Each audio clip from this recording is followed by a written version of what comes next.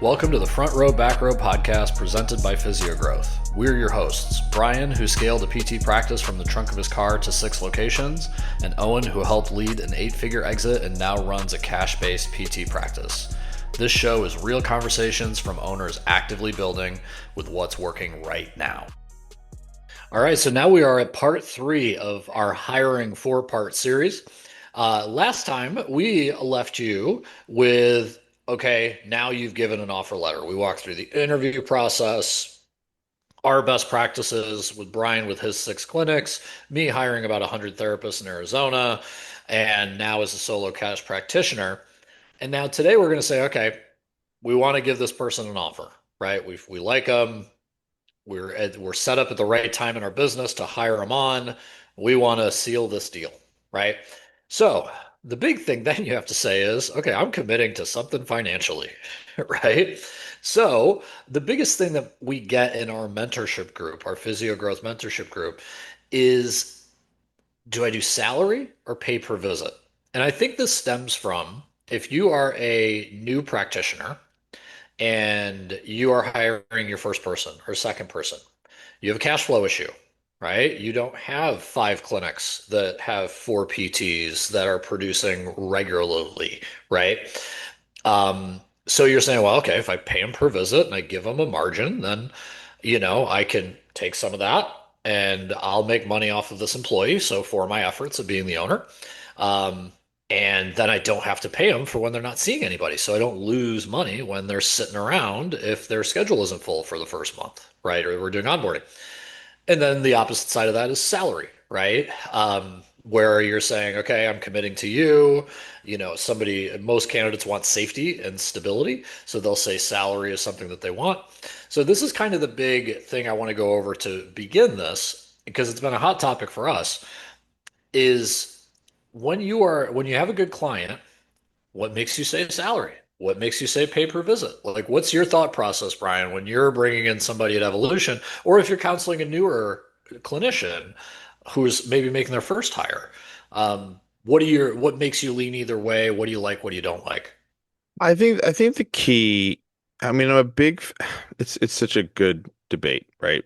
This is my take on it. I think that a lot of physical therapists want to say, hey, pay me a certain amount of money and then I'll just pay me this salary that's less, then I have an upside. And then I'll hit the upside. But the problem is once they hit the upside and they're capped, now what happens is like, well, I want more. And as a business owner, the whole reason for why you did that in the first place was so that ultimately when they um, saw those amount of patients, then ultimately like you started making better money, right?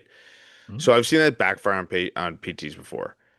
My take on it is salary is going to be the best way to do this. And if you want to create an Yep. incentive structure, cool. But most physical therapists that we've hired were on a salary and it works out really well. Somebody Yeah, who wants I a will. yeah, I will stand on that soapbox just to reveal my mask. yeah, I think pay per visit is a recipe for disaster. totally. If you want to grow your company, salary is the way to go. Now, how do you answer my next contention? But how do I pay them? Yeah. Right? They're sitting around. They're not making me revenue. I got a month or two I'm not going to make. What would you say to that therapist or that owner? Wouldn't it be great if you somehow could listen to a podcast that could help you with patient acquisition, that could somehow make sure that you reliably got referrals, that you never had to worry about that on? Wouldn't that be great if those companies existed? Wouldn't that Are be you awesome? saying that you need a lot of volume and a wait list Wouldn't to that be make a even thinking about hiring? Wouldn't that make a lot of sense that if you like again, wouldn't it make a lot of sense that if I had people banging down my door and I was like, I'll pay you whatever you want to come in and treat these patients because I'll make more money, wouldn't that make people feel a lot less worried about salary?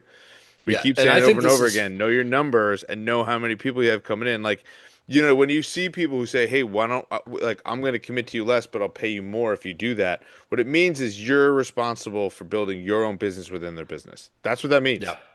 right? If you're going to get paid a salary, what's going to happen with you getting paid a salary is that you're ultimately going to just treat who they're bringing in. And so again, most physical therapists working in somebody else's business will ultimately just be like, I want, um, I want to just be paid a salary for my time. Now, what I have found that we do a pay per visit is, say there's a salary for 40 weeks or 40 hours per week. A lot of physical therapists like doing per diem work. And so the per diem work, the per patient stuff they're not locked into, I found a lot of people who are like, I want to do the extra work for that stuff. And that's They'll been do it like an awesome. overtime type of thing. Yeah. Yeah, and that's great. So then people want to do overtime, and that's great for the clinic too, right? And so people can make a lot of money. Now, not everybody wants to do that, but the people who do want to do that are great people to build around, by the way. Well, and Awesome. I'll tell you why to any owner looking. First off, yes, you need to have a wait list or you need to have sufficient volume. Now, that sounds like it sucks, right? You have a 40-hour a week job, you can pick up your kids, all that stuff. And great. If you just want a really good job, just raise your prices and Yep. congratulations, you've won at life. Like, good. Turn off the podcast, you're We fine. But just if hold you on want, real quick, Owen. I don't mean. I'm going to stop Owen there real quick. What he doesn't Owen want just anyone to said turn off. there. No, no, no. What Owen just said there, right? There is no shame in this, and me and Owen are both Never. believers in this. There's a bunch of horse shit out there of PTs saying like shaming other PTs because they have a really a more expensive job. Listen, if you've created something on your own and can turn it on and shut it off and make more money and raise your prices, there is no shame in that whatsoever. Congrats, you're doing a great job, right? That's So why I like, say, congrats, you've won. yes, You exactly. So know? like, don't let people shame you. I hate that shit on social media, Yeah, and I think it's I agree. only hurting our profession. But nevertheless, So go ahead. Sorry, so let's Owen. say you want to grow, right? And you do pay per visit. Let's walk down that road because Brian said it quickly, but I want to really kind of emphasize this. I'm working for Brian, and he says you get $70 a visit, right?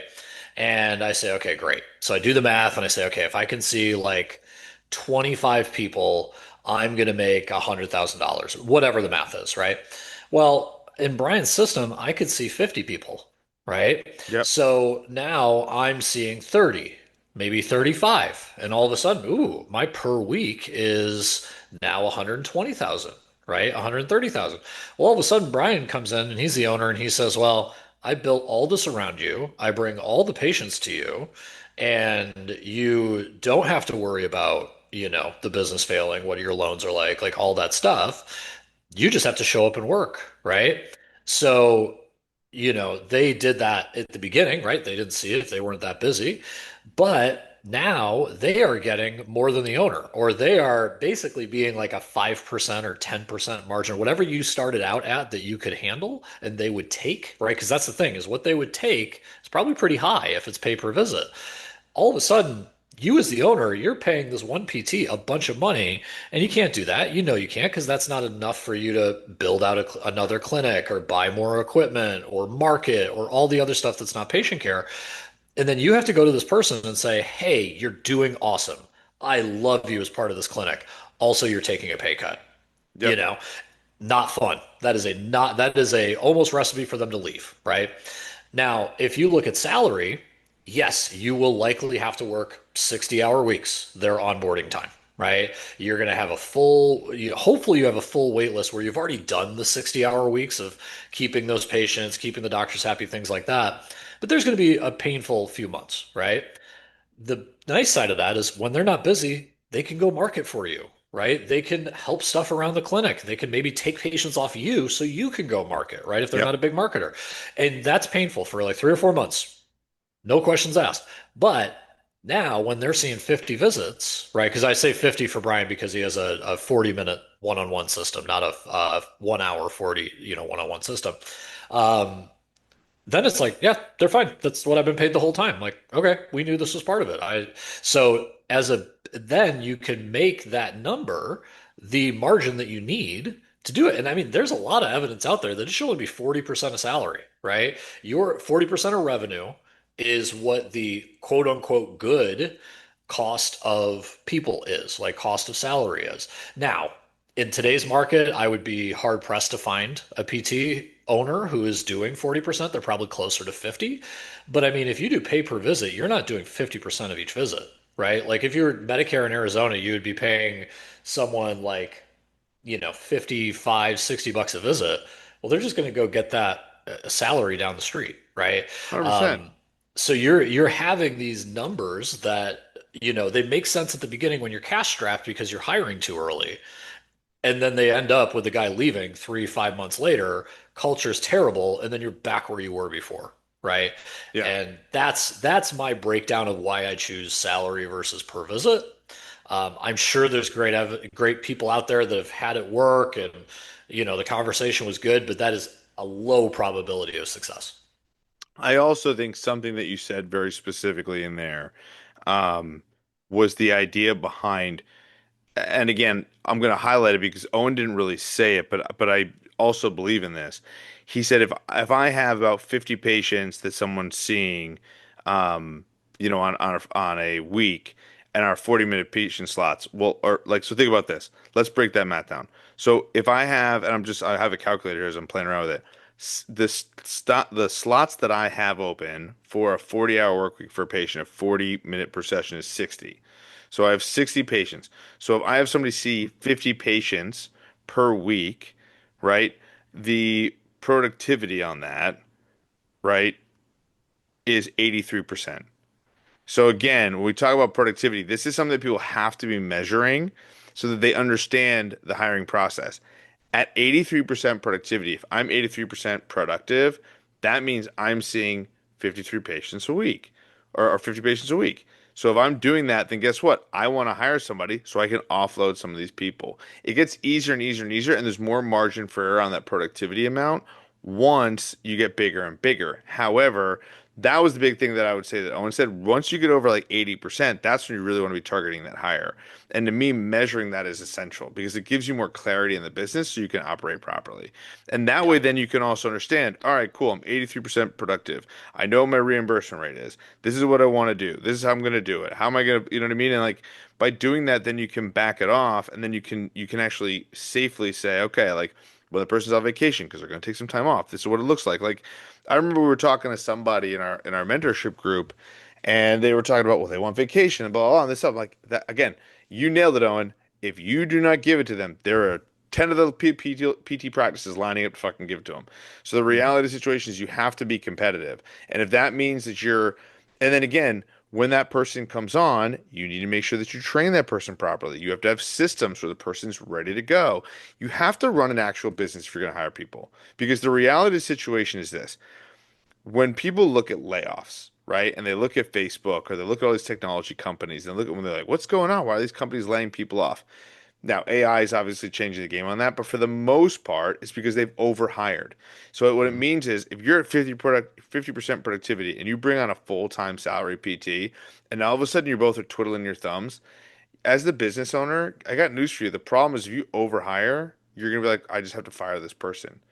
So if Mhm. you're a brand new business owner, like someone like Owen who's trying to build up a reputation, and you have a limited amount of cracks at physical therapists, the last thing you want to be doing is putting yourself in that shitty position, Yeah. right? And I pride myself on the fact that I've never had to lay off a physical therapist once because we didn't have the volume for them, right? Yeah. And again, if you're saying, well, I got to get to that productivity, I'm not sure how to get there. I wonder if you could join physio-growth.com and go Oh check out a God. group where actually you could help somebody. Right. So like for the love of God, like this is what's crazy is like people want to skip steps. Don't skip steps. That's the point. You gotta Yeah. again and that's what happens with that. So if you're trying to be a solo owner, I hear you. It's gonna take a jump. It's gonna be hard. It's a lot easier to take a jump if you knew how to actually get more clients for that person. If you know how to have systems where you could tell this person, hey, I'm treating some patients today, but this is what you should do. Boom, boom, boom. And this is how you should organize it, and this is how you should manage them, right? And Yeah. that's the next aspect of it. So that So, to me is huge. so let's say now you've done that, right? You're good on your numbers, your productivity's right. You've done the math to realize, okay, what do I need maybe to get to like 40, 50% of salary cost, right?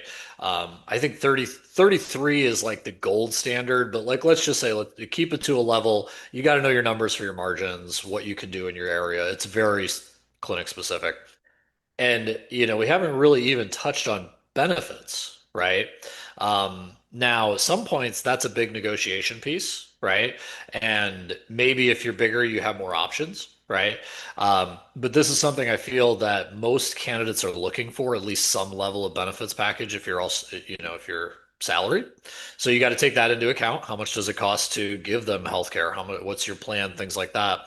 So you've run the numbers, right? And you've given them a good offer, a solid offer that you could actually work with them on, right? So like they come back to you and say, I want $20,000 more, right? Or they, you know, the negotiation part is not just like, cool, I'm in, right? So like, how do you handle that, right? What Mhm. makes you say, screw this guy, I'm done? Or what makes you say, okay, I'll bend for that, you know? What are some of the negotiation, not so much tactics, because I don't think you should ever hardball somebody you're going to work 40 hours a week with, but at the same time, like, what are some of those things that perk your ears up when you sent the offer letter and they send you back an email? I think one thing that I've recognized that I really like in employees is when there's certain employees who say to me, um, like they understand the idea of if I want to make more money, I need to work harder. Right. And the reason I say that is I think there's a tiered way to approach how people can get like raises, how people can get like incentives in that way. And I'm not saying that everybody's financially motivated. That's not what I'm saying because people are all in different aspects. That being said, I do think there are certain um, physical therapists in general that, like I said, if somebody says to me, "Hey, is there room for negotiation on the salary?" and then I have some added, work for them, I'll ask them, I'll be like, if we were super busy in the clinic, like, would you want to do some of these extra work and we'll pay you for that work versus you going and doing it elsewhere? Because that is something I've seen a lot that runs a lot is people be like, well, I want to make extra money, so I'm going to do my hospital gig or I'm going to do my this gig. So you're going to do a job you hate.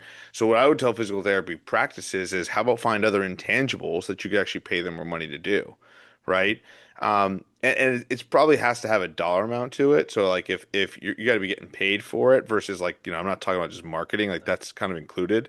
Um, but to me, that negotiation, it's no different than you're negotiating. Like if you're negotiating a sale, you're asking for Yeah. people to trust you, right? And Well, so, I you know, think something that you do really well there is that you guys offer almost like pay per visit on top of yeah, the salary. So you give them the foundation of like you have a salary, but then you either have your like, hey, I'm cool if you work an extra 3 hours on Thursdays, totally. because you don't have to pick up your kid until later, and I'll just pay you for those 3 hours. But it's obviously if there's patients there, right? Yes. Um, and then you also have done That's a stuff in the key past piece, by where, the way. Sorry, Owen, I don't want to gloss over yep, that. That's a key piece that you got to manage as a person. So like yep. as a PD practice. So like if someone's like, "Hey, I want to do X, Y, or Z thing," and I want to make sure that I'm like, treating some extra patients, and then obviously they treat extra patients outside of their 40 hours, but they're not seeing patients in it. Like that's also a recipe for disaster. So you got to just Yep. regulate that and manage it. And that's it. Yeah. And that's, I mean, owning the business. You get to watch that stuff, but then you also get to make things like I know you said in the past, like, hey, we had a therapist who was super interested in, I don't know, it was lacrosse or hockey or something, right? And you're like, great, if you want to create a webinar or you want to create like some workshop and then that gets me more people and you do that outside of your 40 Yeah. hours, then yeah, I'll go in 50-50 with you or whatever the percentage is, right? Because you have to think, I mean, how much you're the space and the marketing and all that. Yeah. Um, and I think that's all part of the negotiation. I think any PT knows that if they're just going for the number, just go work home health. You're fine. Like, you're okay. And not to disparage someone who has a home health agency, but mostly they're corporate. And if you're looking as a private business owner that doesn't get the facility fees and doesn't get all that, Pops Clinic stuff, you have to get creative, right? And you have to say, okay, how do I make this? I think full transparency is the way to go. And just be like, look, I don't have the Totally. cash to pay you. We get this much because we're not the corporate whatever. But, I'm willing to work with you if we do this. I think any good candidate is going to be like, okay, I get that. Like, he's a stand-up dude. I I Like, let's I figure also this out. well, and I also think like, listen, you have to realize like if you're like, well, I can't pay them benefits or etc. Like, I got news for you then. You better come up on that salary because there are Yeah. hospitals out there that have unbelievable benefits packages. You know what I Oh yeah. mean? They have better Um, reimbursement than you. They have a better benefits negotiation than you. yeah, Like you will not win that as a no. private owner. And You the have rea to win it on they like you, they want to grow with you. and the reality is like we've had other people right in our group be like, well, it seemed like it was going really well, and then all of a sudden it's like, yeah, because like people might not say every single thing right Mhm. there and with a stranger. Because that's who we are. We're strangers, right? But then all of a Yep. sudden you start chatting with them and you're like, ah, damn, like like what happened? It's like, well, if you're missing candidates, then something's off on either the culture, the benefits, is it something with the salary? Are you low? Are you high? Or not the right structure? Is there PTO problems? Like what's going on with continuing education money, right? Like there's a lot of aspects to Yeah. that. So, And I will say, don't be afraid. The big companies do follow up with candidates who said no. And they totally, just say, well, what was it? What did we lose? Right? totally. It's an exit interview for an interview, right? And it's something that I think a small clinic owner, a new hirer, I should say, because I'm a small clinic owner, but I've hired a bunch of people. So there's people who come from different, walks of life into ownership. But if you haven't hired anybody, do not be afraid to call them. It is not a date. This is not your girlfriend dumping you. It feels like it. It absolutely feels like it. There's For that sense sure. of loss. I mean, some of the worst I've ever felt managing people is around the hiring process and is around the firing process, right? But don't be afraid to call and be like, dude, I get it. Cool. You either went with something else or something happened. Because sometimes it is a major life change. Like, look, I just don't want to move anymore. But just be like, hey, what didn't smell right? What didn't sit with you? Right? I want to get better. I want the next person to have a better experience. You know, um, And by the I way, think it that's takes under. I think it's underrated. 1000%, dude. I totally percent it's underrated. And that's what I meant in our last episode when I was like, just call the freaking candidates. Because a Yeah. lot of times I think what ends up happening is people are really afraid of rejection. And Uh-huh. ultimately what ends up happening is like I get that you might be afraid of rejection, but the reality is like you have to go through this process. You have to communicate as well as you possibly can. Like, one note I have here for the end of this episode is walk through everything included. To your point, kind of go back to your original question is like how do I, if someone's not an absolute yes, how do I then convince that person it can work for me? I call them and walk them through everything. Walk them through Mhm. all the pros of what's working with us, all of the cons of not working with us, all the things that are pros within the actual offer letter. What are differentiators? Because you never know what big thing will swing one direction. And if it does, incredible. Because now that really what benefits do is the retention. It really helps with the retention side. So to me, that's a Yep. big part of this. So salary gets them in the door, and the benefits are really the retainer. Yep. And there's so many different things that you can do on that front to negotiate. But ultimately, I totally agree with what you were saying in the sense of like you one, you got to plan. You got to be doing this before you need the hire. You got to be measuring what the plan is for the people coming in the door that you're actually going to give patients to the physical therapist to, right? Like there's just a lot of X's and O's you got to have planned versus just saying, Yep. I think I'm ready. Like it's not, it's more than that, way more than that. Yeah. And the sweet thing is, if you do this right and you get good at it, and you hire two, I know the number with us was like two in a location in Arizona. It might be different for you guys, but eventually it becomes like, anyone you hire after that is just pure profit, right? Yeah. Where you've covered pretty much everything you need.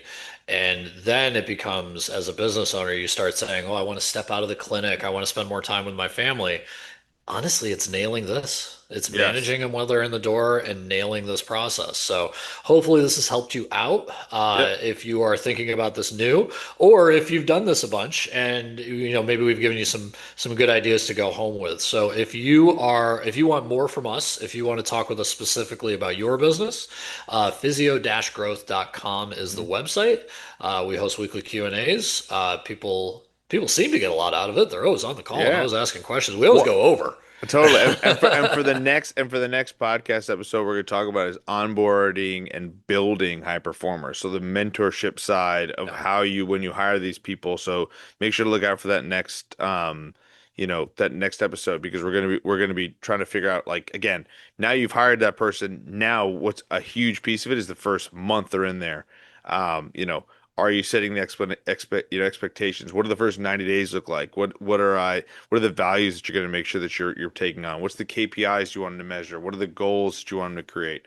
All that stuff is huge. So that's a big part of it too. And again, for those of you who don't want to wait, go to physio-growth.com and schedule an appointment with us, and we can talk about it further. Cool. All right, my friend, we are out. Cool. See ya. All right. See ya.